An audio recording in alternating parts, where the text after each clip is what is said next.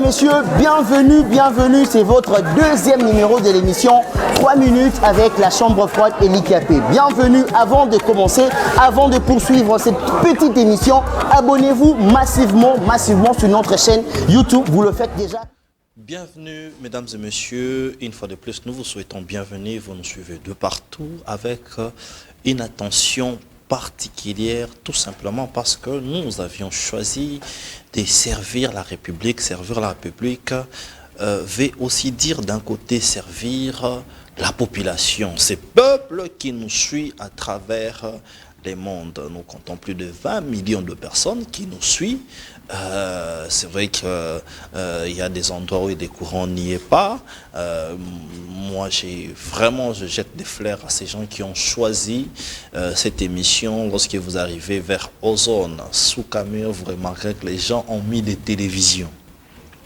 Les avenirs qui se suivent, les gens ont mis de télévision en train de suivre l'émission Vraie Version. Et Vraie Version, nous cherchons la vraie information, nous cherchons les bons débats pour pouvoir choisir les dirigeants de demain, mais aussi orienter ceux qui font la politique de pouvoir avoir les idées. Voilà pourquoi nous ne sommes pas seulement dans la critique, mais nous sommes aussi à la proposition.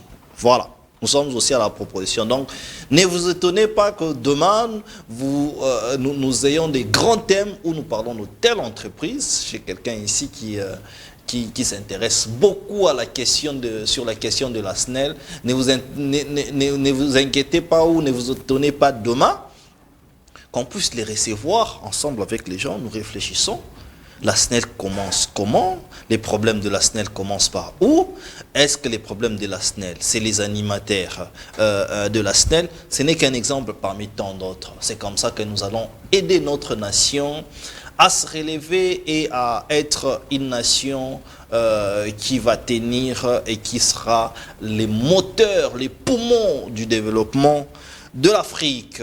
Aujourd'hui, j'ai le réel plaisir de recevoir pour vous Bruno Mimbenga, qui est cadre dans un parti politique de l'opposition, les partis d'Adolphe Muzito, bien sûr, qui sont encore à l'opposition, Nouvel Élan, bien sûr, mais à côté de lui, nous avons aussi celui qui est partisan, bien sûr, de ces grands partis AFDC et alliés. Je pense que c'est Maître Cédric Biengele. Lui, il est des AFDC et alliés. Plusieurs fois, vous nous avez dit que non, Batubalekiawa va critiquer Modeste Bahati-Lukwebo ou la gestion de l'AFDC. Voilà pourquoi nous faisons un effort d'être vraiment équilibré dans notre travail que nous faisons, très équilibré, d'inviter tout le monde pour avoir les sons des cloches. Et nous avons un indépendant parce qu'il était dans un parti politique, Aldec, bien sûr, mais il a jugé bon de ne plus faire partie de ces partis. Je pense que peut-être avec plusieurs réflexions, il pourra se rétracter. Mais pour l'instant, je vous signale qu'il n'est plus dans ce parti. Il s'appelle John Imbele. Alors, en ce qui concerne l'actualité, vous devriez comprendre qu'aujourd'hui, nous comptons plus de jeunes du PPRD qui ont rejoint la rébellion. Je pense que la toile a bougé les semaines dernières où les gens, ils étaient déjà indexés de doigts que les PPRD, l'ensemble ou un grand groupe du PPRD qui se sont abstenus aux élections, s'est préparé pour une rébellion, c'est ce que nous voyons maintenant avec ces jeunes qui ont choisi d'être des rebelles, d'asphyxier les gens, d'être à la cause de la souffrance du peuple congolais. Oui, la souffrance, parce que lorsque vous voyez aujourd'hui la route des Saké qui a approvisionné Goma, cette route-là, elle est barricadée. Lorsque moi j'étais à Goma, ces rebelles-là avaient tiré sur une pylône où la grande partie de la ville de Goma n'avait pas d'électricité. Ah oui. Et aujourd'hui, il faut avoir un grand cœur. Hein. Il faut vraiment avoir un grand cœur pour traverser et aller dans les camps des réfugiés. Parce que vous verrez des bébés de 2 mois qui manquent où dormir, qui n'ont même pas de sacs. Voilà pourquoi nous avions lancé une sonnette d'alarme où nous avions pensé faire cette descente à Goma. Mais bien évidemment, le gouvernement nous a écoutés, une grande équipe a dévancé. Aujourd'hui, il y a même des gens, peut-être qu'on vous montrera des photos, notamment les pasteurs Paul Mukendi. Voilà, les pasteurs Paul Mukendi, dont nous avons des très bonnes relations. Il m'a envoyé des photos que nous allons diffuser dans les éditions qui viennent. J'aimerais aussi vous rappeler que nous sommes à l'aube des élections des gouverneurs, bien sûr. Est-ce que ce sera des élections crédibles? Nous allons parler de tout ça. Pour la première fois, Maître Cédric Biengele, vous assistez à ces forums de réflexion de jeunes où nous permettons non seulement aux jeunes, mais aux futurs dirigeants de la République de demain, vous assistez à ces plateaux. Est-ce que vous avez un biscuit? Ça, c'est la première question. La deuxième question, comment se passe la FDC? L'élo, soyez bilingue, hein? On est bilingue. L'élo, vous serez remarqué qu'il y a député presque 9, mis dehors par la Cour constitutionnelle. Comment est le moral de votre autorité morale? En tout cas, je suis très content. C'est vraiment un grand honneur pour moi de partager cette grande tribune. Je profite de l'occasion, rectifier par rapport à ce que vous venez de tenir comme propos. L'AFDC n'a pas perdu 9 députés, l'AFDC a perdu 6 députés. Oh, 6 députés. Donc merci. Là, nous sommes dans une phase où l'affaire est pendante par devant la Cour constitutionnelle. Parce que vous savez, les arrêts de la Cour sont opposables et puis exécutoires, comme dit la Constitution dans son article 167, ouais. Et puis complété par la loi organique sur le fonctionnement de la Cour constitutionnelle, la loi de 2013, ouais. Dans son article 93. Mais la même disposition stipule que s'il y a des erreurs matérielles, les partis peuvent saisir encore du nouveau la Cour constitutionnelle pour faire la requête en rectification. Oui. Donc, comme étant un parti légaliste, notre autorité morale, je pense que vous l'avez bien suivi, l'a même applaudi la décision de la Cour constitutionnelle en mettant en place une chambre spéciale pour la rectification. Nous croyons à la justice et puis nous observons. Nous sommes certainement sûrs par rapport aux éléments en notre possession. Nos camarades, nos 6 camarades, particulièrement notre camarade Bahati Serge, c'est lui qui a été injustement, ces élections n'étaient pas entachées des irrégularités. Personne n'a introduit une requête en annulation des élections de M. Serge Bahati. À notre grande surprise, nous avions suivi l'arrêt de la Cour constitutionnelle. Là, nous observons, nous faisons confiance à la haute cour qui est censée de nous prendre une très bonne décision. Donc, nous attendons la rectification et puis nous croyons que nous serons mis dans nos droits. Donc, vous croyez que la Cour constitutionnelle pourra absolument, par rapport aux éléments déposés par devant la Cour constitutionnelle, nous observons et puis nous croyons que nos éléments font foi et puis les différents camarades que je vous ai cités, personne tel que les camarades Serge n'a pas fait l'objet d'une requête en contestation. Parce que, vous savez, la loi est claire. Lorsque la CENI proclame les résultats provisoires, on accorde un délai de 8 jours aux partis de contester les élections. Ouais. C'est-à-dire, si par exemple une ligne des partis n'est pas d'accord au résultat provisoire, il peut toutefois saisir la Cour constitutionnelle pour demander l'annulation des résultats provisoires. Ouais. Mais pendant cette période, nous, notre centrale électorale, nous n'étions pas saisis si une requête en contestation des résultats de M. Serge Bahati. Ouais. Et puis, hormis les camarades Serge, il y a encore un autre camarade à la province orientale. Donc là, nous observons et puis nous avions écrit au niveau de la Cour, nous avions déposé nos mémoires et puis la Cour va tenir en considération parce que nos revendications sont correctes par rapport aux éléments que nous avions déposés. Parce que la loi, comme je vous ai expliqué, les partis doivent être signifiés et puis notifiés. Savoir que non, l'élection fait défaut à tel niveau, soit les résultats proclamés par devant la Cour constitutionnelle est entaché de telles irrégularités. Mais comme nous ne nous étions pas saisis, là nous avons le plein droit de faire ce qu'on appelle la demande en rectification. Comme étant un parti légaliste, nous faisons toujours poids à cette justice. Nous croyons, comme vous dites, vous n'étiez pas saisis. Dans l'autre temps, Serge Bahati n'est plus au bureau d'âge. Comme je vous ai dit dans mon introduction, ouais. Les arrêts de la Cour sont exécutoires, sont censés d'être appliqués.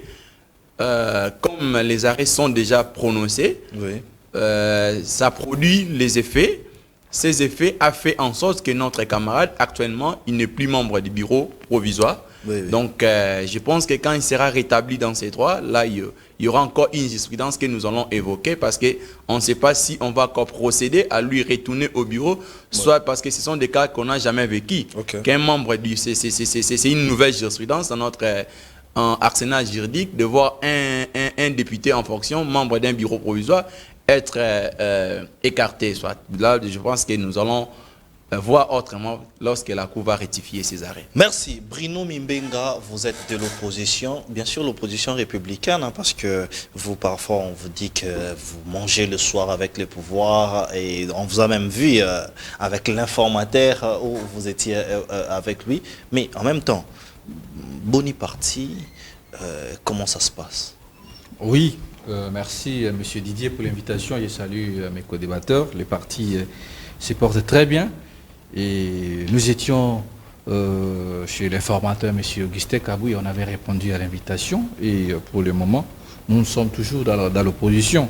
Donc voilà un peu ça, nous ne sommes pas encore signataires au sein de l'Union sacrée, mais les propos que je tiendrai ici, cela ne va pas engager mon parti politique, ça n'engagerait que moi qui suis invité sur votre plateau. Parce que si je me trompe pas, c'était le lundi, le mardi que nous étions ici, on a parlé de la SNEL. Et je pense que la lutte que nous avions débutée, ça nous a pris vraiment du temps. Mais je crois aujourd'hui... Essayez de nous mettre les parfums. C'était quelle lutte et aujourd'hui vous en êtes où? Non, ma lutte c'était pour le manque d'électricité, non seulement à Kinshasa, mais c'était sur l'étendue du territoire national, parce que chez moi à Bomba, à Inongo, à Popo Kabaka, Chileng, Ambujima, sur l'étendue du territoire national, il n'y a pas vraiment d'électricité. Mais néanmoins, après notre passage ici, ça nous a pris au moins 3 mois que nous étions dans ces combats en train d'interpeller les autorités de la SNEL. Et je suis fier parce que hier, là, j'ai vu la SNEL est allée déposer quelques cabines chez moi à Massina. Et je pense que s'ils les feront aussi dans les différentes communes, ça fera énormément du bien parce que l'électricité invite les opérateurs économiques. Quand il n'y a pas de courant, donc c'est pratiquement impossible que les investisseurs puissent venir dans un pays où il n'y a pas de l'électricité parce qu'il y aura un manque à gagner. Donc pour moi, je nous félicite parce que ce combat, je ne l'amène pas seul. Nous sommes toute une équipe. Il y a plus de millions de Congolais qui sont dans l'obscurité et je crois que le patron de la SNEL, M. Lucinde, et son équipe ont l'obligation de nous servir de l'électricité et voilà un peu son bilan aujourd'hui. Non, moi je ne suis pas à la tête de la SNEL.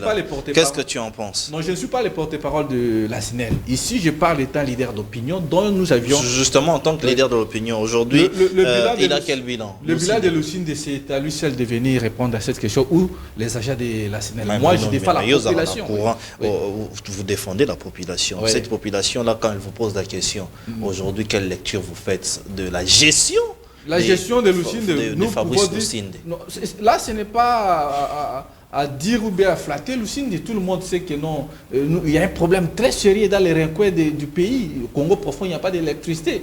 Mais ici, chez moi, à Massina, aussi, je peux dire à ma pelle, nous étions dans l'obscurité totale. Mais néanmoins, sous le bruit que nous avions haussé les tons par les démarches... Il est médiocre, donc? Bon, la médiocrité, certes. Parce qu'à l'Équateur, la médiocrité, ce n'est pas une insulte, c'est un adjectif qualificatif. Justement, non, mais ici, on ne profère pas d'insultes. Quand en Bougima, il n'y a pas d'électricité, à Inongo, partout, même chez le président de la République, moi, je ne peux pas me dire que non, nous sommes satisfaits. Je serai satisfait le jour où je verrai à Chilenge, à Mbujimaï, à Moneditu, à Basoko, à Ituri, partout dans chaque territoire, il y a de l'électricité. Comme la Constitution. Je vais me réjouir. Mais M. Didier, je ne peux pas passer ça pour autant dénoncer et interpeller la jeunesse congolaise. Allez-y. Aujourd'hui, on a vendu nos frontières. On a vendu nos frontières. Nulle part au monde, on peut vendre la frontière ou bien on peut céder la frontière. Aujourd'hui, la RVA a signé un accord très dangereux avec cette société Milvest. Je pense que dans les années passées, je l'avais dénoncé et cette affaire-là m'avait causé même la vie. Allez-y. Lelo, makambozo le kana RVA na muto ba kale bina nukabilate yem do za pesi yakuna. Nani vio yo Kombo ne beto le bina nukabilate. Oui. Je désire Kabila. Comme on est. C'est lui qui est le PCA de la RVA. Kinke Mulumba, voilà. Ndeko Didier. Totondi yote. Totondi nanu yote. Na mboka nini bazoa frontière ba pesi yango na ba étranger. Tozu par exemple c'est-à-dire quoi? C'est-à-dire quoi? Oui, Ba frontière Congolais, na ba étranger. nous sommes déjà na mauvais départ. Lelo to moni société Milvest babi bazo tongela biso aéroport moderne ya Njil. Oui. Équivalent ya 1 milliard 300 000 dollars. Pour 21 contrats. Non, oui, c'est ça. Est-ce que c'est Augustin Kabouya à quoi tu as le bon qu'on a poché 1 milliard batongi pa aéroport moderne. Même état bipemba. Ah, tu as 1 milliard de Nyarozwango wapi. J'ai donné juste un exemple. Vous comprendre? Ce n'est pas que tel politicien na biso a leader na biso oyoboy basangi bambongo wana. Ce qui na nani na Kolezi mon compte par mois 1 milliard 100 millions de dollars américains. Mais si on bon obobi pour Milvest so ko investir so tonga aéroport moderne Njil a ko exploiter aéroport pendant 29 ans tandis que na 29 ans wana ce sont les Turcs qui vont contrôler cet aéroport. Oui. Et puis ne quotidien loko na loba yango na R20 na minute oyoboy ba kotinda ba to congé technique. Donc congé technique nous ba opesa yo nini ba indemnité na hotel. Donc, on le nom m'échappe encore ici, ça va venir. Oui, indemnité des sorties, bien sûr. Ou des comptes finales. Oui, des comptes finales. Donc, travail, il y a RVA, des comptes finalités. Et puis, il y a un système, il y a sous-traitance. Vous comprenez? Sous-traitance, on a Turc qui m'a par jour. Qui peut accepter ça? Donc, ils ont besoin de RTNC, c'est possible, c'est un Rwandais. Va contrôler la RTNC. Le président de la République a un niveau de dangerosité. Est-ce que Veneva va exploiter? Moi, je pense que nous allons avoir un aéroport à Sika. Njil Batika même mais et puis vous cédez l'aéroport pendant Veneva entre les mains de cette firme Milvest. Donc, les Congolais, ils la miso et le ezali, c'est la miso, les djihadistes, les Rwandais, les terroristes, parce que les Congolais je pense que nous allons suivre ces dossiers parce que nous sommes spécialistes en dossier, nous allons suivre ce dossier parce que ça s'est dit dans la toile que nous allons suivre ces dossiers. John Imbele, votre biscuit. Et si vous avez une analyse par rapport à Oignon sur Bandeko Balobi et aussi directement je te pose la question aujourd'hui, on peut dire que tu es indépendant, un indépendant qui soutient qui est au FCC, mais pourquoi tu as quitté Adel Kainda? On dit que c'est une femme douce, une femme en termes de collaborateurs, c'est un parti qui est organisé. Comment est-ce que tu peux quitter la princesse? Merci, M. Didier, pour l'invitation. Je salue mes co-débatteurs. S'il faut répondre rapidement à votre question, j'ai quitté l'Alliance de démocrates chrétiens parce que je constatais que l'entourage de la princesse Adel Kainda est vraiment mauvaise. Et nous étions allés aux élections. Après les élections, le parti n'avait pas atteint le seuil de représentativité. Après cela, nous sommes restés silencieux.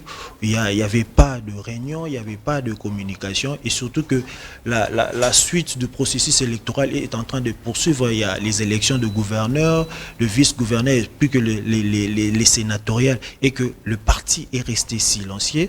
Et par rapport à cela, moi j'ai décidé, surtout que j'ai parlé au secrétaire national en charge de la communication, même de m'intégrer dans le groupe WhatsApp du parti. Je n'étais pas intégré à l'intérieur et c'est en fonction de ça. Donc tu t'es senti lésé de tes droits de partisan. Oui. Ou tout partisan ou tout cadre doit avoir les mêmes droits. C'est un problème qui gangrène nos partis politiques, qui deviennent des partis des familles et autres. Et maintenant, vous pensez aller où? À l'UDPS? Bon, pour le moment, j'observe ou j'attends encore la publication du gouvernement. C'est à ces moments-là que je vais me décider d'où je vais partir. Ou si mon parti s'est décidé à revoir certaines erreurs qui n'ont pas pu se manifester en ma personne, je peux réintégrer le parti. Mais toi-même, qu'est-ce que tu apportes dans ce parti-là? Parce qu'aujourd'hui, dans le parti politique, il faudrait s'imposer, il faudrait cotiser, il faudrait... Qu'est-ce que tu apportes en tant que jeune dans ce parti-là pour n'est pas subir tout ça. Mais c'est Didier, pendant les élections, nous avons porté la vision du parti qui a été l'objectif 2023, Fachi ou rien. J'ai dépensé pour le parti, j'ai fait la campagne pour notre candidat donc je me suis donné pour le parti, mais je me suis rendu compte que j'ai été abandonné. C'est en fonction de cela que j'ai décidé vraiment de me retirer de mon parti. C'est en fonction de ça. Adel Kainda, nous parlons de la démocratie et la démocratie doit être vécue. Et je pense que c'est une émission qui est très suivie dans le couloir politique. On entendra ce son des cloches pour améliorer, car la gestion de la République demande l'implication de la jeunesse et de tout le monde. Nous ouvrons nos sujets du jour. Aujourd'hui, on s'est levé, voyant sur les réseaux sociaux des jeunes qui inspiraient d'espoir, mais que plusieurs avaient déjà traité des traîtres. Le PPRD, beaucoup plus, ils sont tous du PPRD, qui se sont alliés à Corneille Nangaa aujourd'hui pour faire la guerre. La guerre, et ils disent même qu'ils viendront à Kinshasa. Maître Cédric, nous commençons par vous. Quelle est cette analyse aujourd'hui? Comment faire pour finir cette guerre de l'Est? Ça, c'est la première question. Deuxième question, c'était prémédité que, puisque le PPRD qui devrait faire l'opposition, c'était prémédité que on verra vraiment ces cartels de jeunes qui sont derrière Corneille Nangaa qui fait aujourd'hui l'opposition. Deuxièmement, est-ce que Kabila serait-il derrière? Merci, monsieur le journaliste. Moi, personnellement, c'est vraiment un sentiment de joie. Quand nous avions plaidé devant nos co-débatteurs, nous avons essayé de discuter sur l'application de la peine de mort. Quand le gouvernement congolais avait pris l'option d'appliquer la peine de mort, pour certains, ils étaient contre. Ils ont brandi un tableau noir en critiquant même les actions du gouvernement, dire que c'est une façon de se comporter comme le dictateur. C'est vraiment une façon pour le chef de l'État, Félix Antoine Tshilombo Tshisekedi, de contraindre les opposants. Mais par contre, aujourd'hui, je pense que si nos amis sur cette tribune seraient sincères, je pense qu'ils diront que le chef de l'État, c'était une très bonne décision. Pourquoi la décision était bonne? C'est par rapport au comportement que nous observons actuellement. Vous savez, quand nous voyons nos frères de l'FCC aujourd'hui en train de soutenir la démarche du Corneille Nangaa, ça paraît absurde. Parce qu'il y a des milliers de vies que nous décrions. Parce que quand vous allez aujourd'hui dans la partie est de notre pays, il y a des Congolais qui meurent, il y a des déplacés sans nom, il y a des familles où les parents ne savent même pas où se trouvent leurs enfants. Tout ça sont des problèmes. Aujourd'hui, sur le plan économique, notre pays est en train de vivre une situation sans nom. Parce que, vous savez, c'est la République démocratique du Congo qui perd. Mais lorsqu'il s'agit de jeunes, au lieu par exemple, de créer une dynamique pour faire en sorte que ce genre d'actes ne puissent pas se répéter, mais vous verrez qu'il y a toujours la jeunesse qui soutient des actes qui sont contraires à la loi. Aujourd'hui, parmi des méthodes pour éradiquer ce phénomène, moi je pense que la situation qui se vit dans la partie est de notre pays, s'il faudra analyser, nous devons comprendre à deux volets. Le premier volet, je crois, si l'aspect, parce que vous savez, la République démocratique du Congo, de départ, les squelettes constitutionnels, présente cet État comme un État souverain. La souveraineté a une dimension internationale. Pour un État sérieux, de faire voir aussi aux autres que nous existons.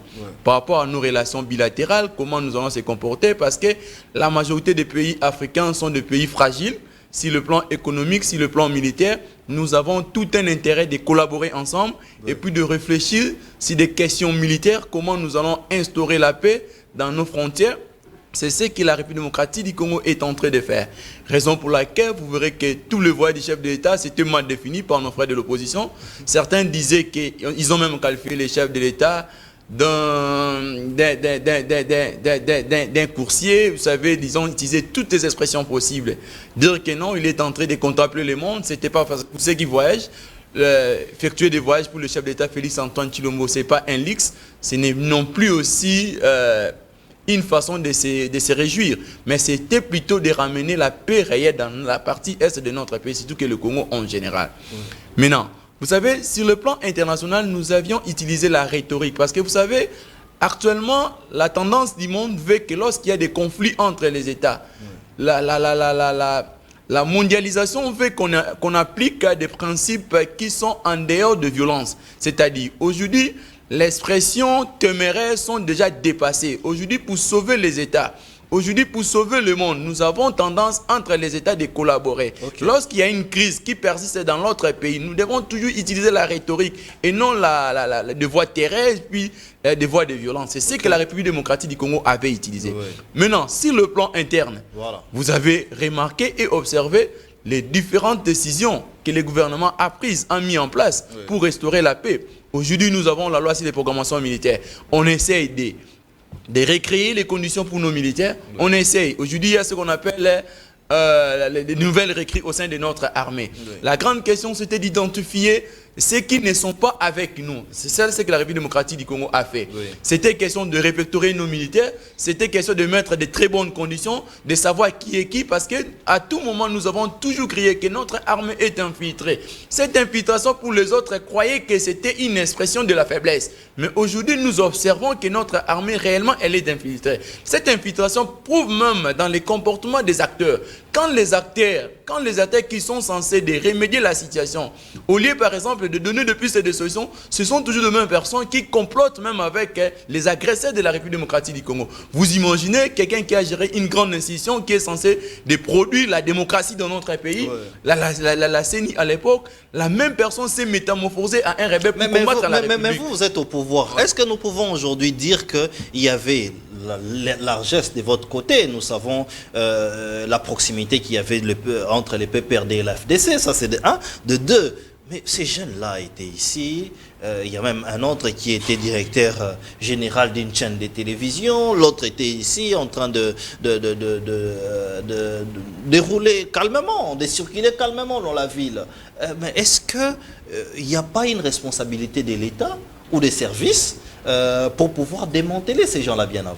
Raison pour laquelle, vous savez, quand le VPM de la Défense avait pris le courage de dire que il y a certains Congolais qui complotent avec les agresseurs de notre pays, il faudra juste mettre en place la peine de mort. Ça sera une peine éducative pour certains. Ça va même éliminer certains comportements. C'était mal perçu. Merci. Aujourd'hui, nous sentons les effets. Parce que vous sentez, il y a des Congolais, on croyait qu'ils étaient des patriotes. Aujourd'hui, avec ce genre de comportement, ça crée même ce qu'on appelle un climat de méfiance au regard même de certains partis politiques. Parce que vous savez, c'est toujours le même camp. C'est toujours la même formation politique qui est en train de poser ce genre de choses. Ce sont toujours des gens qui viennent d'une même fondation, d'une même famille politique. Raison pour laquelle nous, étant que des Congolais sérieux, premièrement, nous condamnons ce genre d'actes.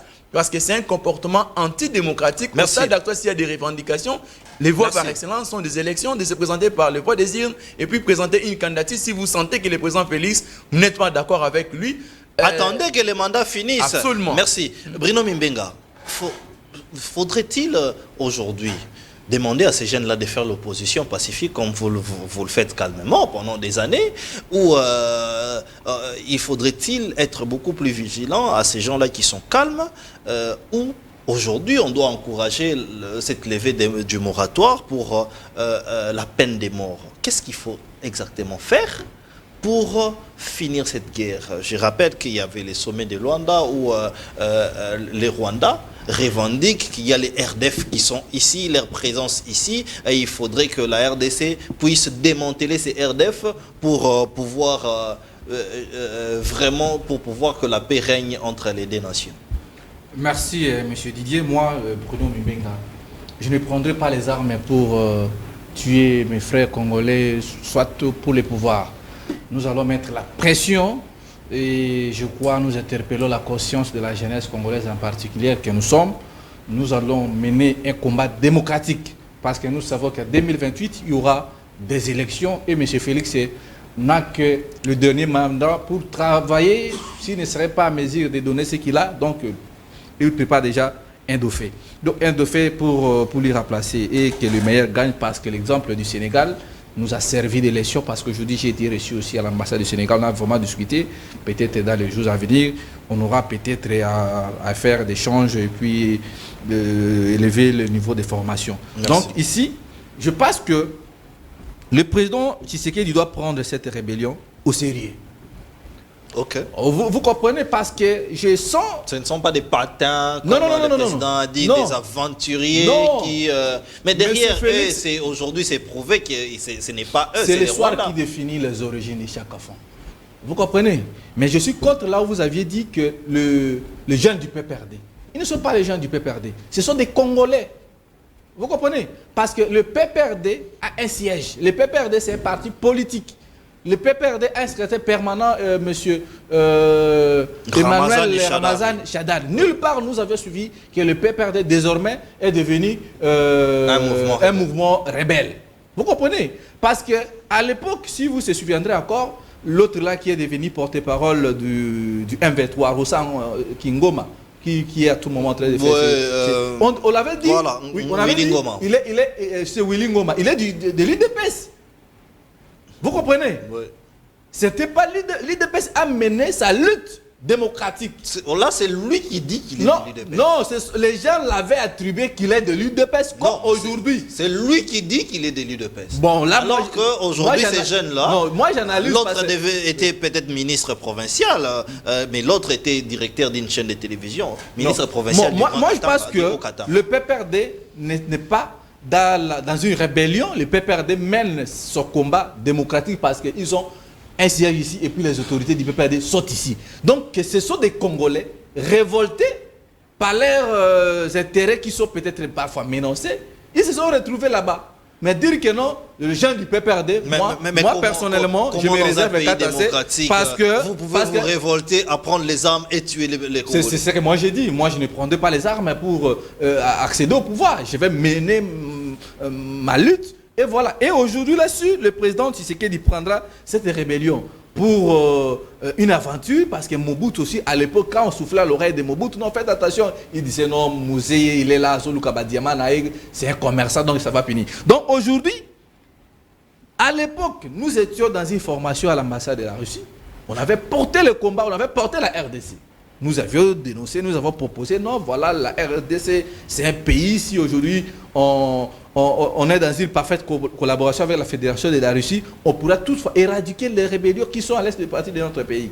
On avait interpellé nos autorités, mais à l'époque, on avait vu M. Vijay Tchimanga être reçu aussi par les autorités de l'ambassade russe, mais au finish, M. Félix n'est pas à mesure de prendre une fois pour toutes des décisions, comme c'est là le cas du Burkina Faso, soit de rester avec les Américains qui continuent toujours à soutenir ces rébellions qui se passent à l'est du Congo, ou soit c'est défini être à côté du BRICS. Mais malheureusement, aujourd'hui, vous avez vu ce que l'Union européenne nous a dit. Vous avez vu ce que les États-Unis d'Amérique ont dit. Les Américains sont clairs. Les Américains sont vraiment trop clairs vis-à-vis du pouvoir de Félix Tshisekedi. Il lui a dit, ils ne peuvent pas engager une guerre contre le Rwanda. Mais à tout moment, nous voyons le même Félix Tshisekedi à côté disant, mes partenaires sont les Américains, sont l'Union européenne. Mais tout va l'ingio. Ici, on va faire mitindo, kobundisa, Rwanda te. Et ça, comme si on a mutu moi kango maboko. Mutu na zo beto bibotu.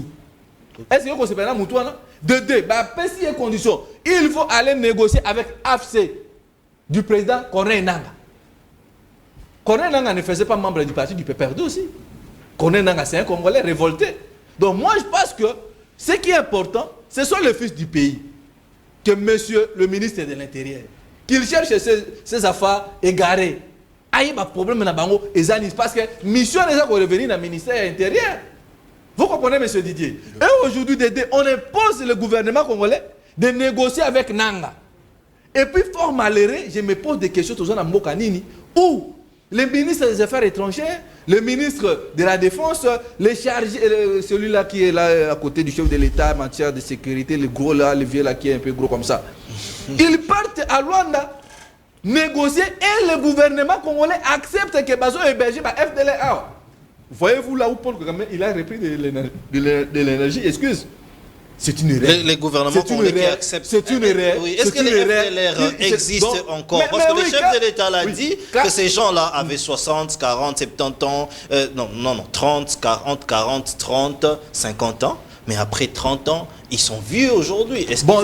Mais de fait, déjà que le gouvernement congolais a pu accepter de combattre les FDLR qui sont les Rwandais, Cela démontre combien maintenant Kagame dit non, voilà, si moi j'attaque, c'est qu'eux aussi de leur côté protègent mes ennemis à moi. C'est une erreur diplomatique très grave. Donc moi je pense qu'à l'heure actuelle, les gens qui sont à la rébellion, je vais les demander de déposer les armes et qu'ils viennent, nous devons combattre. Est-ce que Soko, avec son dauphin, qui ont pris le pouvoir, ils n'ont pas pris le pouvoir par ils étaient même en par prison. les armes, ils étaient en prison. Oui. Donc moi je pense que si nous, la jeunesse congolaise, moi Bruno Mbenga, j'ai mes projets de société, j'ai mes ambitions dans les jours à venir. Vous savez, j'avais mes ambitions de postuler comme étant gouverneur de Kinshasa, mais malheureusement, on ne veut pas laisser la place à la jeunesse. Ah, vous vouliez postuler comme gouverneur de Kinshasa? Oui, j'avais ces ambitions, mais fort malheureusement, les gens de l'IDPS, avant ce qui s'est passé, moi je n'ai pas de millions pour corrompre ces députés de l'Union sacrée. Comment alors, vous parlez de la corruption de se préparer dans les jours à venir, peut-être vous serez le futur gouverneur. Oui, c'est un peu ça, mais pour chuter, cher Didier, moi je pense que cette histoire de la rébellion et ces visages que nous venons de voir aujourd'hui doit interpeller le gouvernement congolais et le président de la République d'arrêter avec le multiple voyage. Parce qu'aujourd'hui, il est à Paris. Il a été invité par le président Emmanuel Macron. Il a été chez Yassingbe au Togo. Comprenez, est-ce que vous regardez réellement aujourd'hui, le Congo n'a plus d'harmonie avec ses 9 pays voisins? C'est la vérité. Aujourd'hui, le président Félix entre avec le président Sassou, ça ne passe pas. Mais avec Kagame, ça ne passe pas. Avec Yoweri Museveni, ça ne passe pas. Et aujourd'hui, il y a des méfiances internes. Les opposants observent, les opposants congolais ne parlent absolument rien. N'oubliez pas que la SADC a condamné le Rwanda. Non, la SADC n'est pas pour nous. Si vous voulez se confier à la SADC, moi je pense que la SADC a ses intérêts.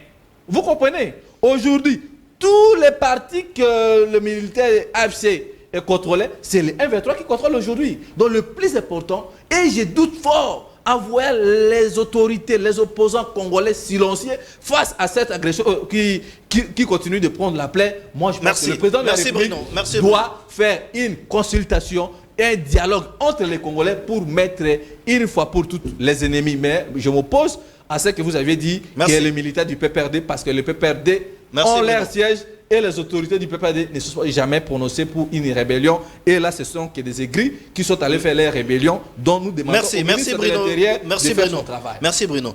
John Imbele, votre lecture par rapport à cette guerre, qu'est-ce qu'il faudrait faire aujourd'hui? Est-ce qu'il faudrait aller dans le sens d'écouter tout le monde, de mettre tout le monde sur la table des négociations, chose qui ne peut pas être acceptable aujourd'hui. Nous venons d'un cycle électoral où on n'a même pas encore le gouvernement. Et deuxièmement, est-ce qu'il faudrait marteler sur cette levée du moratoire? Qu'est-ce qu'il faut faire aujourd'hui? Organiser les choses. Qu'est-ce qu'il faut faire pour que cette guerre finisse? Vous allez aussi rencontrer Bruno Mbenga parce que vous êtes de l'Union sacrée.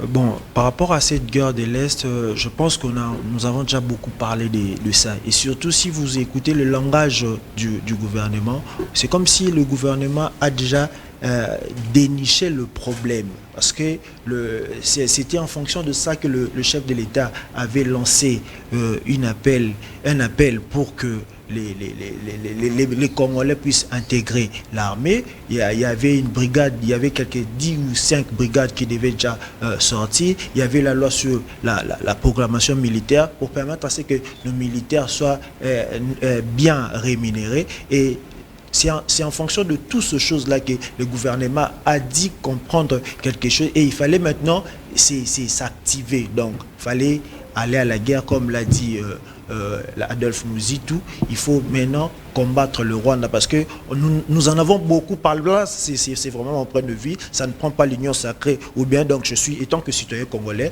nous devons... Mais les réalités sont différentes. Le chef de l'État l'a dit que lorsqu'il a parlé d'attaquer les Rwandais, c'était...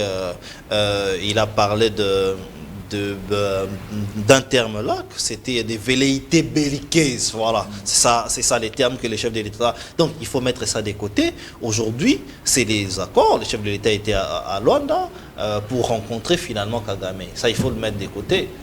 Chez nous, les Bangala, on dit Soromonindoki Belela.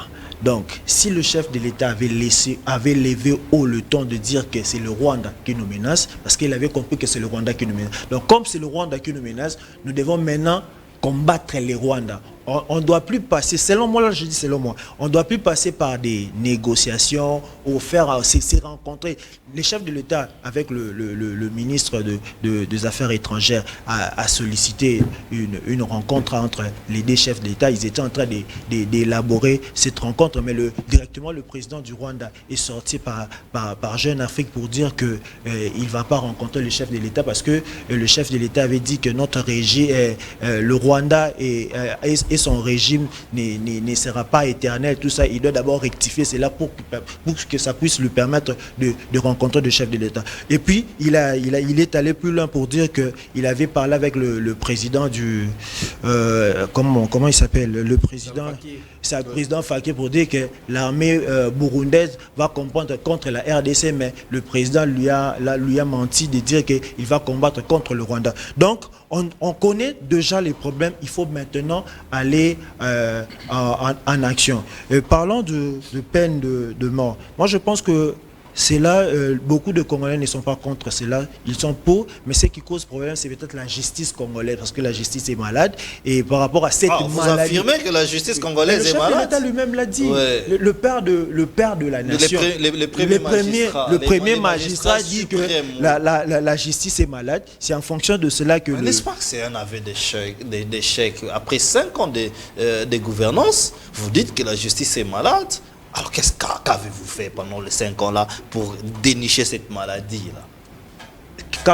Qu'est-ce que le chef de l'État a fait? Le chef de l'État il a récemment nommé de nouveaux magistrats qui vont aujourd'hui prendre les différentes juridictions du pays. C'est en fonction de cela. Et aussi, le chef de l'État a pensé de renouveler toutes ces personnes pour apporter quelque chose au sein de la justice. Et il y a un adage qui dit que la justice élève une nation. Et si la justice n'est pas au point, ça risque de faire tomber les pays. Et je me rappelle en 2018 avec la loi Sakata, si on peut peut-être, selon moi, si on peut revenir, parce que cette loi disait que le ministre de la Justice pouvait entrer jusque dans la cuisine interne de magistrats. Voilà, suivre les dossiers pour essayer... voilà. Mais l'indépendance de la justice sera peut-être touchée parce que la justice doit rester indépendante selon la séparation du pouvoir. Mais lorsque la justice ne fait pas correctement son travail, étant que ministre de la Justice, d'abord, pour être ministre de la Justice, ce n'est pas un homme ordinaire comme moi. Il faut au moins être un expert, quelqu'un qui connaît la matière. Donc ça ne sera pas même mise à l'intérieur, mais ça va permettre à ce que de relever certaines failles qui sont au niveau de magistrats. Donc c'est un peu ça. Merci. Nous allons parler des élections de gouverneurs. Nous allons parler sur tout ce qui se passe autour de ces élections, la corruption. Vous aviez... Ensemble avec moi, nous avions lu cette note dans les grands Équateurs où on parle clairement qu'il faudrait faire des conciliables. Élection des gouverneurs, gestion des ambitions au sein des états-majors et des partis politiques, car cela va définir notre nation. Maître Cédric, vous prenez la main. Élection de gouverneurs, comment vous vous préparez pour cette élection de gouverneurs et comment faire pour combattre cette corruption? Il s'est lit dans la toile, nous n'avons pas pu confirmer l'information. On dit que même la gouverneure du Lualaba, la célèbre gouverneure du Lualaba, Fifi Masuka, a été débarquée de l'avion. On cite plusieurs choses, notamment la corruption des députés provinciaux où chacun toucherait 20 000 $ de la part de la gouverneure. Tout ce qui se passe là autour, les députés provinciaux qui attendent quelque chose, comment faire pour éviter cette corruption dans ces élections? Bon, vous savez, messieurs les journalistes, nous, au sein de notre formation politique, AFDC-ALI, nous sommes en train de sensibiliser nos élus, de les conscientiser que, hormis avoir un mandat du peuple, c'est aussi un mandat du parti parce qu'ils étaient présentés sur base d'une liste. Ouais. Ils doivent au moins observer les comportements tels que sera défini par notre autorité morale, le professeur Modeste Batz, Donc, c'est lui qui définit ou c'est les partis c'est-à-dire partout, non, il y aura des orientations. Ces orientations sont incarnées par l'autorité morale. C'est lui qui représente les partis. Donc, c'est à lui de poser des conditionnalités dans lesquelles nous allons tous observer. Vous savez, mais par rapport à ces comportements, c'est parce que c'est un fléau que nous observons dans les chefs de nos députés provinciaux, moi je pense que la constitution congolaise elle-même essaye d'institutionnaliser la corruption. Ok, comment ça? Comment ça? Ouais. Aujourd'hui, nous avons un sérieux problème. Après 5 ans, nous allons organiser les élections. Les élections dans notre pays, ce n'est pas sur base des programmes, non plus sur base des projets par devant la population, mais c'est plutôt celui qui offre plus, c'est lui qui a le siège. Je donne un cas. Aujourd'hui, pendant les élections, avant même, parce qu'il y a une période avant les élections et après pendant les élections actives. Vous savez, la loi électorale, il y avait un certain courant de députés qui prônait à ce qu'on puisse mettre fin aux pratiques de donner, de distribuer des histoires pendant la campagne électorale, de pannes et consorts. Mais vous avez vu comment certains députés, ils ont pris l'ascendance de mettre ça, d'institutionnaliser cette fraude, ce qui crée même une sous-forme d'indépendance à l'égard de la population. Parce que, vous savez, l'élection, c'est juste un contrat social entre les dirigeants et les dirigés. C'est-à-dire, vous venez avec un projet de société. Dans les 5 années, moi, c'est par exemple, j'étais candidat à la commune de Kimansek. Moi, là, je vais, comme étant fils de la commune de Kimansek, je maîtrise tel quartier, voilà. De nos situations, j'ai essayé de former sous forme d'un édit. Voilà ce que moi je vais proposer au niveau de l'Assemblée provinciale. Voilà ce que moi je vais faire dans mes Kekena. Comment est-ce que je vais booster les exécutifs à exécuter, à construire par exemple la route Mokali. C'est ça là les programmes que je vais présenter par devant les Congolais. Mais c'est le contraire de ce que nous voyons pendant la période électorale dans notre pays. Vous verrez qu'il y a des gens qui viennent, des handicapés intellectuels viennent avec des pannes. Les gens qui sont les intellectuels incorrects viennent avec des histoires de polo, distribués des t-shirts, distribués aux gens. Ce qui crée que non, cette dépendance-là des autorités, aujourd'hui, également, ils ne sont pas redevables vis-à-vis de la population, mais plutôt dire que non, vous avez vendu vos voix. Nous aussi, à notre tour, on a emprunté pour faire la campagne électorale. Voilà, nous allons maintenant répondre à nos partenaires. Nous ne sommes pas censés de répondre à la population. C'est ça les conséquences. Mais aujourd'hui, si par exemple, nous avons un code électoral qui interdit par exemple des pratiques de distribuer des pannes, distribuer des t-shirts, distribuer pendant des effets que nous voyons pendant la campagne électorale, ça sera sous forme d'une manière aussi d'éduquer la population. Donc, là, la population ça doit être une loi, selon absolument, vous, qui interdit toute forme de donation. Moi, personnellement, j'aurais souhaité même aux actuels députés, s'il faudra réfléchir dans ce sens, s'il faudra même revoir, pendant des réformes que nous allons faire durant ces 5 quinquennats, s'il faudra revoir nos codes électoraux, revoir la constitution, mettre en place, interdire ce genre de pratiques, ça va aussi aider les élites, lorsqu'ils seront aux affaires, de voter rien que les programmes.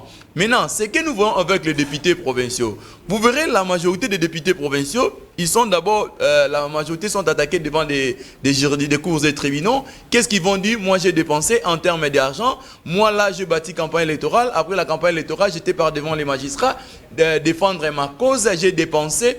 Tout ça, c'est les candidats gouverneurs qui vont me restituer en contrepartie. Ce sont là des pratiques que nous vivons. Pour les candidats sénateurs, vous verrez que les gens viennent comme candidats à l'élection sénatoriale. Il y a un député provincial qui exige 150 000 $, 100 000 $. Ce sont là des comportements anti-valeurs. Mettre en place, par exemple, une institution contre la corruption, ce n'est pas toujours un acquis. Moi, je pense que parmi les méthodes pour remédier à cette situation, c'est aussi d'institutionnaliser des histoires pareilles. Il faudra mettre en place une constitution.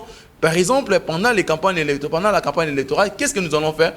On met par exemple des histoires de débats contradictoires comme nous voyons ailleurs. C'est-à-dire vous venez en termes de programmes. On voulait bien voir ça. En termes de programmes, c'est diffusé dans une chaîne de télévision. Nous avons aujourd'hui, il y a une pléthorique de chaînes de télévision. On peut juste inviter des candidats et puis chacun essaye de présenter son programme et puis de défendre. Ici, il y a des questions même en contrepartie. Comme maintenant à l'Union Sacrée, prenons les cas de Kinshasa. Il n'y a que les candidats de l'Union Sacrée. Pourquoi ils ne font pas de débats? Nous voulons voir par exemple... Raison pour laquelle moi, autrefois, j'ai demandé même aux candidats, cette fois-ci, vous savez, hormis avoir un candidat gouverneur, il y a aussi les colistiers du gouverneur. C'est sous forme d'une... ce qu'on appelle d'un dauphin constitutionnel, d'un dauphin constitutionnel du gouverneur. C'est-à-dire, il faudra même instaurer le débat contradictoire entre vice-gouverneurs et puis entre les gouverneurs. Parce que le vice-gouverneur est censé d'accompagner le gouverneur. Ouais. Si lui-même c'est un handicapé intellectuel, ça va impacter sur la gestion du pays. Aujourd'hui, par exemple, il y a des grandes réflexions, il y a des grandes réformes. Je vous dis, quand vous voyez la situation de la vie de Kinshasa, ça demande de techniciens. Aujourd'hui, il y a la médiocrité qui règne au niveau de la vie de Kinshasa. Il y a des impayements de gauche à droite, à l'exécutif comme à l'Assemblée provinciale. Et puis la qualité des contrôles au niveau des assemblées provinciales. La qualité des édits que nous voyons, nous observons au sein de nos assemblées provinciales. Est-ce que réellement la population... Aujourd'hui, avec le Parlement que nous avons, ça sera un Parlement qui va produire des lois de qualité, qui va produire des édits de qualité. Ce sont là des grandes questions que nous devons se poser. Les mobiles pour lesquels moi j'interpelle la population et les députés, il est grand temps d'observer chaque candidature et leur programme de bien analyser, de poser des questions intelligemment. Merci. Les désordres qu'il y a dans la ville de Kinshasa, aujourd'hui même en venant, j'ai vu les cortèges du gouverneur Ngobila.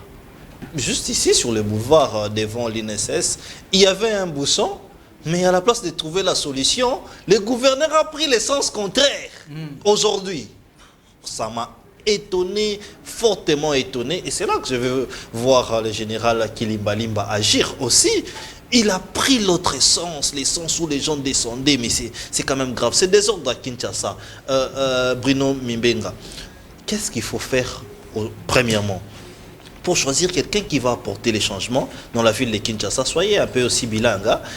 Ça, c'est la première des choses. La deuxième des choses, comment combattre cette corruption? Parce que député Nyonso, là quelque chose. Nous avions vécu cela ici à la ville de Kinshasa, dans la ville de Kinshasa, où il y avait même une dynamique Ngobila, Dingom, où ils sont bien traités là, dans la dynamique, pour protéger les intérêts du gouverneur. Qu'est-ce qu'il faut faire? Merci, cher Didier. Moi, je pense que mon frère John venait de dire que la justice est malade. Oui, certes, si la justice est malade, il faut d'abord passer par les diagnostics. Donc, moi, je pense que quand on se plaît que la justice est malade, les problèmes de notre justice, d'abord, il y a trop de problèmes à l'intérieur. Il faudra des personnes, des technocrates pour venir relever ces défis. Parce qu'aujourd'hui, quand on se plaît, la justice est malade, cela est dû à quoi? Les magistrats, les juges du parquet, les autres là qui sont dans la matière pénale, sont mal payés. Vous comprenez? Nos magistrats sont mal payés. Le problème, c'est à partir de là. Il n'y a pas de locaux pour ces magistrats pour bien travailler. Ils travaillent dans quelles conditions? Est-ce que vous avez déjà visité les locaux, nos parquets, voir comment ces magistrats travaillent? Vous pensez que tous ces magistrats ne veulent pas travailler dans des provinces? Pourquoi? Parce qu'il n'y a absolument rien. Imaginez non, dans les provinces, ouais, dans les provinces, c'est un magistrat, tu as ton bureau sous un arbre. Oui, sous les manguiers. Ouais, sous les manguiers. Vous comprenez? Oui. C'est la pauvreté. Je pense que sur cette matière-là, il faudra vraiment lui-même, le chef, quand il se plaint que la justice est malade. Mais c'est lui qui est censé de trouver la solution. Et si on observe bien, la justice est plus... ce sont les gens de l'Union sacrée qui sont là-bas. Vous comprenez? Comment ça vous traitez les magistrats des partisans? Mais nous savons comment est-ce que les choses se passent dans notre pays. Mais les chefs de l'État, lorsque vous parlez du chef de l'État, c'est lui le magistrat suprême. Justement, lorsqu'il indexe cette justice et qu'il lui-même dit qu'il a trouvé... Il a une justice moribond. Justement, il a trouvé ces magistrats-là déjà travaillant. Sont des magistrats de carrière. Non, magistrats de carrière. Ça, il va plus loin pour recruter les magistrats. N'est-ce pas que c'était un... Si aujourd'hui, lui-même dit les chefs suprêmes, magistrats suprêmes. Donc s'il y a la corruption, on suppose que le magistrat suprême aussi, il est corrompu. Comment ça? Mais est-ce que je me contredis? Mais vous avez parlé du diagnostic. C'est ça le problème. Maintenant, le problème, c'est trouver la solution. Qui peut être là? Qui est celui qu'on peut appeler magistrat suprême qui ne va pas se plaindre? Monsieur, excusez-moi. En plus, titre honorifique, parce que... Vous aviez pris le temps de discuter. Non. Donc, si le magistrat suprême se plaint, si le magistrat se dit qu'il y a la corruption, on corrompt alors le magistrat suprême. Donc, magistrat suprême à titre honorifique. Il n'intervient pas dans les dossiers judiciaires. Je suis face de trois de l'Union sacrée et puis moi celle de l'opposition. Moi je pose des questions. J'arrive ici pour répondre à des questions. Imaginez la corruption a pris de la plaie dans notre pays. Pourquoi? Le mandat passé du président de la République, nous avons vu les députés nationaux être corrompus, on les a dotés de palissades neuves. Les députés nationaux. Les députés nationaux. Et moi, je doute fort que dans cet hémicycle-là, nous n'avons pas le nombre là qu'on nous dit souvent de 500 députés. Ça peut être les 700 députés qui siègent là-bas. Mais je suis sérieux. Je suis très sérieux. C'est vrai ça. Je suis très sérieux et je vais amener des investigations si réellement, ma campagne, ça a 500 députés. Donc, les capés, imaginez parce qu'il y a d'autres gens, bon, pour calmer Batomi Soussou, bon, mais pour que ça fait chez le Bokende. Bah, chaque Batomi Soussou, bon, pour qu'on filtre, bon, botika bango, mais, bah, aussi jeté. Ce qui a aussi, tout ça, Batomi Sacré. L'exemple de Ludo Balekelaï. Imaginez, Moutou, Batie, on a mis ces gens, mais on bongo. Bon à l'État.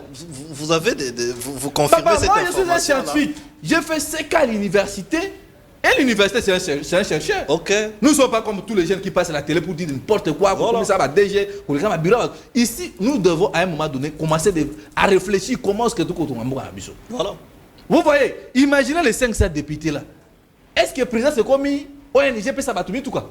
À l'époque de mon leader Moussut, on avait emprunté les députés. Babi que député a un salaire ne ba kataka défi mutu ka Hyundai ba kende kuna azui fait du moment katambo on a. C'est une corruption aussi. Nous avons une corruption morale. Une forme de corruption donnée. C'est une corruption, il y a aussi une corruption morale. Il faut éradiquer ça. Moi je pensais que le président pourrait faire quelque chose mais malheureusement et de dépendre que n'embang. Chuter parce que vous avez posé vos ministres. Na union sacrée oyo. Nazoka ba ibinga siège pas jango na masina. Oui, dans l'Assemblée provinciale qui ça, aucun député. Pas Jean, tout ça pourquoi? Parce que lui il a de l'argent, il a des moyens, il a des relations élargies. Comment est-ce que l'Assemblée provinciale, député opposition à ça? Mais bazon la corruption. Donc batwa union sacrée bazon au fond d'abord la bango. Et puis moi je me pose la question, comment est-ce que bah député dans l'union sacrée, soit ils ont besoin vraiment de développer pour faire ce service studio à qui? Mais pas pour la monter dans un projet de société. Projet de société. Même maman oya ka chaque fois qui a tout a pondé par maman Marthe. Nous sommes les candidats. On a comment gouverneur maman nangai. Moi je pense que c'est vraiment la médiocrité, il faut chef de l'État attendre bien. Est-ce que na ka union sacrée? Sozu na c'est Vital Kamerhe candidat na Jacques Mbadou. Dans la jeunesse de l'UNC, dans la Congo, ba jeune misu ba ko représenter ba reconduire bango. Donc, cette histoire ici de la corruption, moi je pense qu'à un moment donné, il faut un candidat. Merci. Merci. Candidat gouverneur, merci la population suffrage indirect pour éradiquer la corruption. Là, moi je pense que c'est ça ma proposition. Merci Bruno. John, comment faire pour éradiquer la corruption qui gangrène autour des députés provinciaux? Rapidement, nous sommes arrivés à la fin. Merci, M. Didier, pour la parole. D'abord, déjà, la loi a établi quelque chose là. Nous avons les partis qui sont alignés aux élections et qui au moins ont un quota au niveau des assemblées provinciales. S'il faut parler de la corruption, ce sont les députés eux-mêmes qui sont en train de fabriquer cela. Parce que je prends l'exemple de Kinshasa, l'IDPS a 14 députés, suivi de l'ACP qui a 9 députés. Donc, il faut avoir un candidat, un prochain gouverneur pour la ville de Kinshasa, donc on doit composer peut-être entre l'IDPS et les MLC. Et les MLC ou bien l'ACP et puis associer quelqu'un d'autre. Maintenant, si des inconnus comme le Deo Kassongo, il n'a jamais intégré un parti politique. Mais il dit qu'il est de l'UDPS. Non, il n'est pas de l'UDPS. L'UDPS, on ne le reconnaît pas. C'est un affairiste. Il veut venir faire les affaires à la tête de la ville province de Kinshasa. Ce sont ces personnes-là qui emmènent la corruption. Donc, on doit directement. Donc, je prends l'exemple, c'est que Maître Fabrice, Maître Cédric a dit. Donc, il faut peut-être revoir la loi en fonction de mais l'UDPS a présenté. Il y a même un cadre de l'UDPS qui a dit que les on l'a appelé chez Déo, il a pris l'argent. On l'appelle aussi chez... Mais chez excusez-moi, qui il y a- il prend aussi l'argent. Il y a un exemple Ouais, il y a un nous exemple sommes- de- il y a un Sergio, exemple de pardon, 2000. pardon, il y a un- je l'ai dit, j'avais diffusé cela. Oui, nous sommes arrivés à la fin. Nous sommes arrivés à la fin. Oui, excusez-moi 3 secondes. Comment est-ce que pour la Copono soit président de l'Assemblée nationale, il faut ordre où tu n'es pas chef de l'État? Nous sommes arrivés à la fin. Nous allons en parler. Nous sommes arrivés à Il y a la un fin. exemple de Oui, 2018. nous sommes arrivés à la fin de cette émission. Justement, c'est des problèmes que nous devons réveiller la conscience. Nous sommes arrivés à la fin de notre émission et c'est ici que nous mettons une note finale ou un point final à notre rendez-vous de ce soir. On se retrouve demain. Restez branchés sur nos antennes. Au revoir.